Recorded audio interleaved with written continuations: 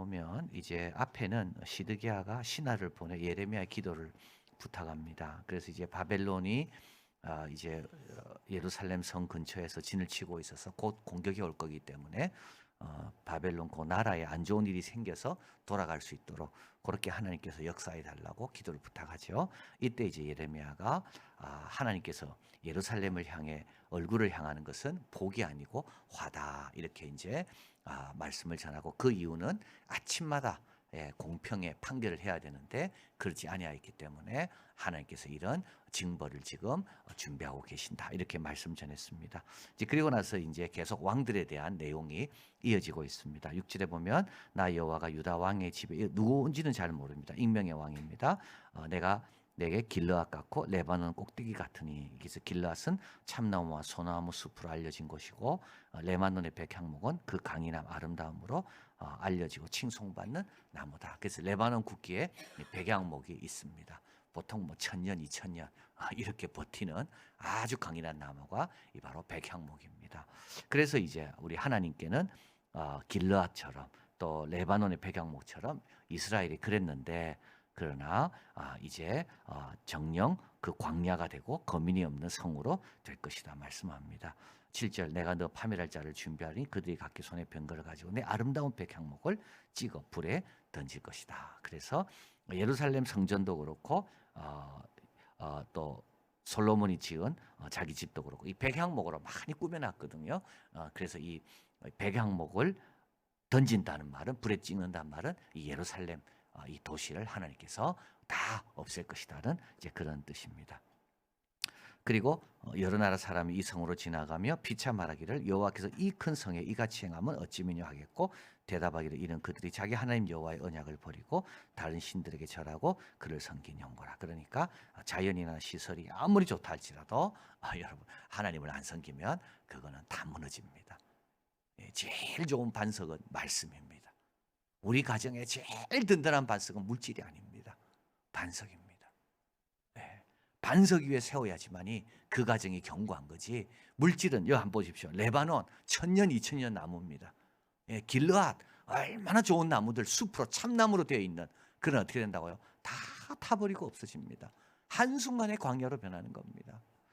자, 그래서 이제 익명의 왕에게 이제 예레미야가 이걸 전하고요. 그 다음에 이제 살룸이라는 여호아스의 왕에게 전합니다. 11, 12절 나 여호와가 유다 왕 요시아의 아들 그 아비 요시아를 이어 왕이 되었다가 이곳에 나간 살룸에 대해서 말하노라. 그가 이곳으로 다시 돌아오지 못하고 잡혀간 곳에서 죽으리니 이 땅을 다시 보지 못하리라. 이제 살룸은 출생명이고 통치명은 여호아스입니다. 우리나라도 그렇죠. 용조, 종조 이건 다 죽고 난 다음에 그건 세워진 이름입니다. 이름이 다릅니다. 다 살아있을 때는 뭐 이산이기도 하고 우리가 모르는 이름. 우리는 세종대왕 이렇게 세종으로만 알지만 실제 원래 이름은 다르죠. 출생명은 다르죠. 여기도 마찬가지입니다. 출생명은 살룸이고 통치명은 뭐냐? 여호아스입니다. 그래서 11개에 보면 여호아스가 요시아 왕의 뒤를 잇는 것을 보게 됩니다. 여러분 한번 표를 보시면 요시아가 아들이 4명이 있습니다. 첫째가 요하난입니다. 근데 왕위를 잇지 못합니다. 그런데 넷째가, 살룸은 넷째입니다. 넷째가 왕위를 잇습니다. 근데 3개월 동안만 통치합니다. 애굽으로 끌려가서 거기서 죽습니다. 그리고 나서 여호와김이 11년 통치하게 됩니다. 예레미야가 주로 활동할 때는 주로 여호와김 때입니다. 예레미야서를 면도칼로 다 베어가지고 화롯불에 넣은 사람이 누구냐 하면 이 여호와김입니다. 11년 통치합니다.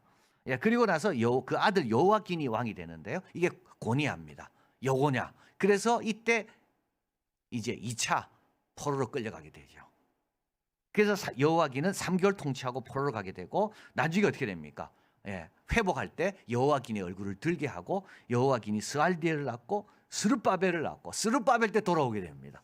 그래서 마태복음의 족장은 족보는 요시아에서 여호아스로 가지 않고 여호와김으로도 안 가고 여호와긴으로 갑니다.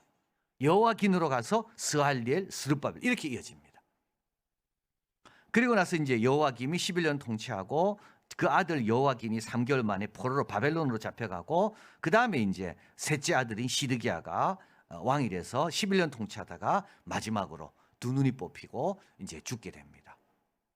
이렇게 됩니다. 그러니까 요시아는 아주 훌륭한 왕인데 이제 애국과 싸움을 하다가 전사하게 되거든요. 그러면 이제 전사하니까 아직 후계자를 지명을 안 한 겁니다. 그래서 신하들이 누구를 세우냐면 이 넷째 살룸을 이제 요시야 뒤를 잇는 왕으로 세운 겁니다. 그런데 애굽과 전쟁 중이었잖아요.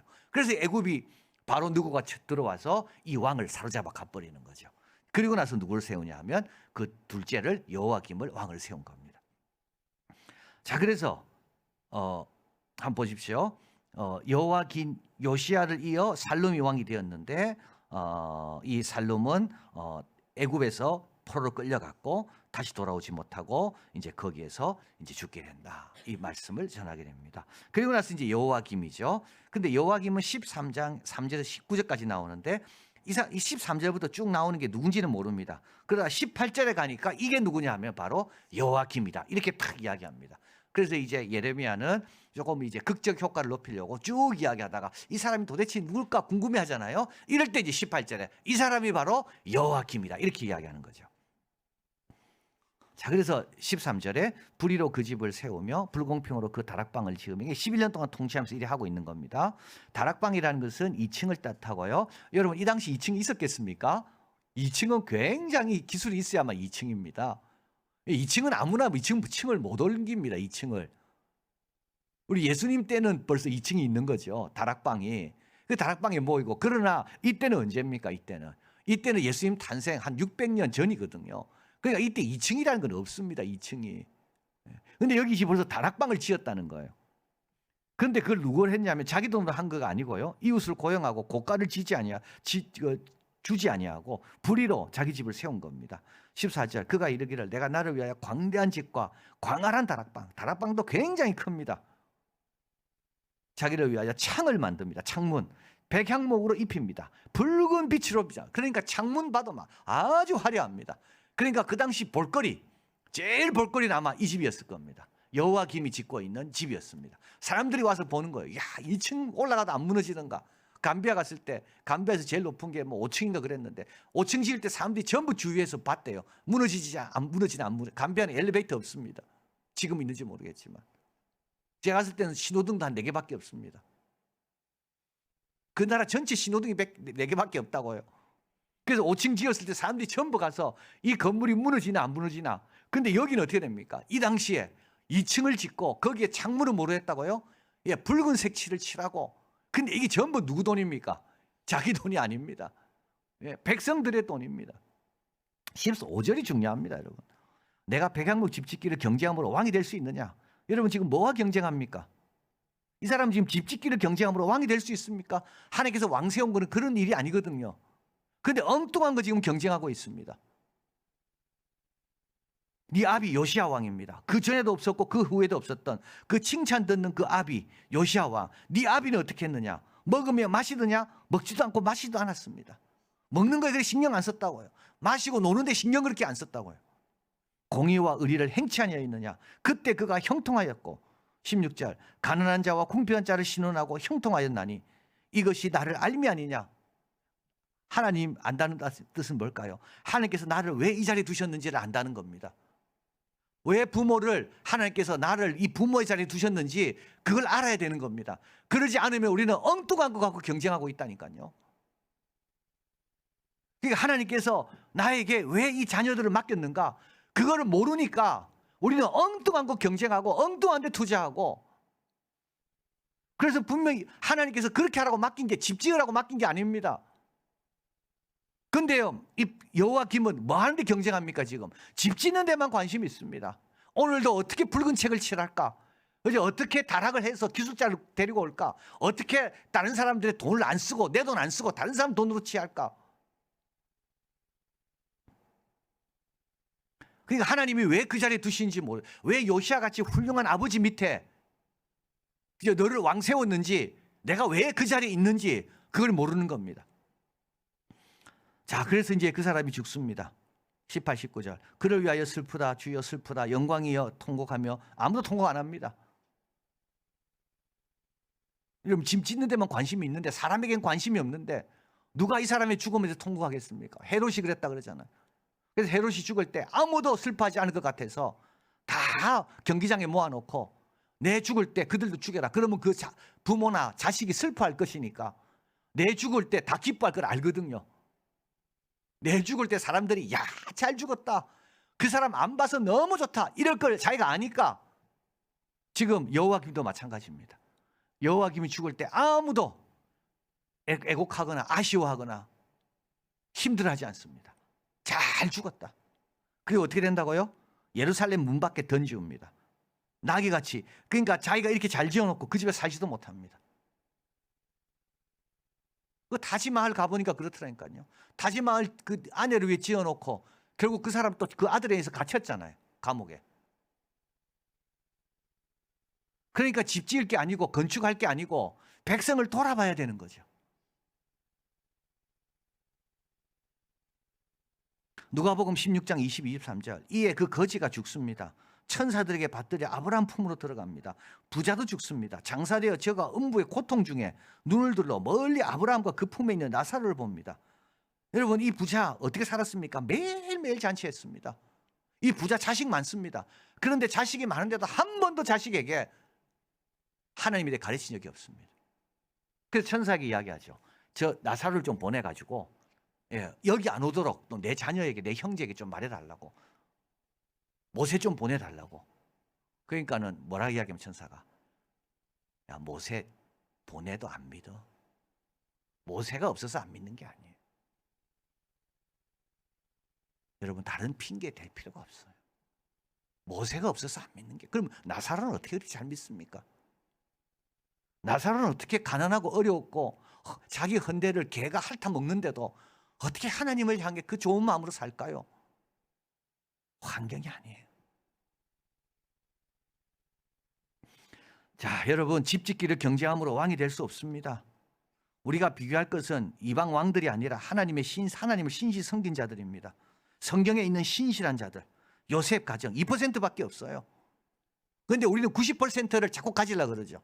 진짜 중요한 2%의 감사는 없고 98% 헤롯처럼 되고 싶어 한다니까요. 근데 그 사도 바울이 뭐라 합니까? 헤롯의 그 4대 손, 아그리빠 2세, 마지막 헤롯 손자입니다. 다 나처럼 되기를 원한다. 내 이 결방것 말고는 당신 내처럼 돼야 돼. 죽고 어떻게 될 건데요? 음부로 갈 거거든요. 여러분, 우리가 비교할 것은 98%를 가진 사람이 아닙니다. 마음을 새롭게 함으로 변화를 받아야 됩니다. 우리가. 그리고 우리가 경쟁할 것은 잠시 있다 사라져가는 게 아닙니다. 아무도 뺏어갈 수 없고 아무도 침노할 수 없는 그 천국에서의 상급, 오늘도 천국에 쌓아놔야 됩니다. 천국에 자꾸 쌓아놓으면 내가 가서 받을 게 너무 많잖아요. 여러분, 뭐가 준비되어 있어야 소망이 있는 거지, 아무것도 준비되지 않은 사람은 소망이 없는 거죠. 여러분, 그렇지 않나요? 제가 주일날을 제일 기다리는 날은 어느 주일일까요? 설교 준비가 잘 된 날이에요.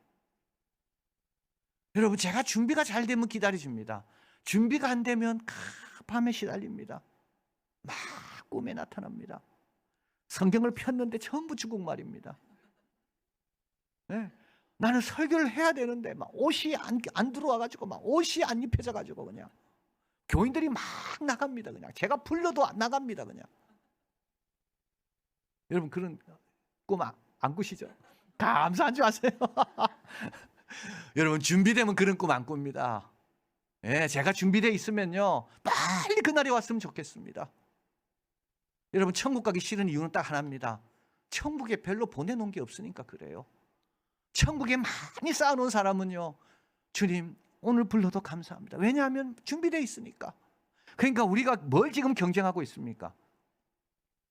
여러분, 우리 가족 좋습니다. 그러나 이 가족과 같이 지낼 시간은요 7, 80년밖에 안 돼요. 그러나 하나님의 가족과 지낼 시간은요 영원한 겁니다. 천국이 우리에게 사실 더 중요합니다. 자, 그래서 우리에게 주신 사명을 감당할 때 우리는 충성스러운 뭐가 된다고요? 여러분, 제가 어떤 책에 읽었는데 사람 낚는 어부 이렇게 돼 있잖아요. 사람 낚는 어부. 어부는 원래 베드로의 직업이었잖아요. 베드로는 어부면서도 뭘 해야 된다고요? 사람을 낚아야 된다. 어떤 분이 그렇게 썼더라고. 그래서 사람 낚는 밑줄을 치고 비워놨어요. 갈로로. 사람 낚는 교사, 사람 낚는 사업가, 사람 낚는 부모. 나는 어떻습니까? 그냥 부모입니까? 그냥 왕입니까? 집지기만 하는?